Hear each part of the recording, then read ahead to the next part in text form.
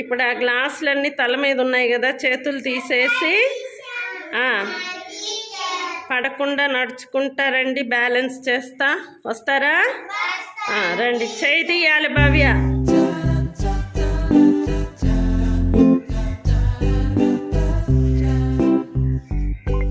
Very good, very good. Claps కొట్టండి.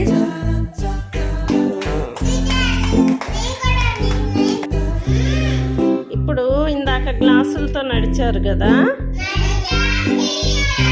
ఇప్పుడు తలల మీద బుక్స్ పెట్టాను.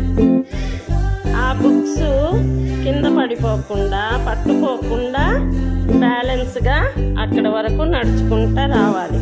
ఓకే, రండి.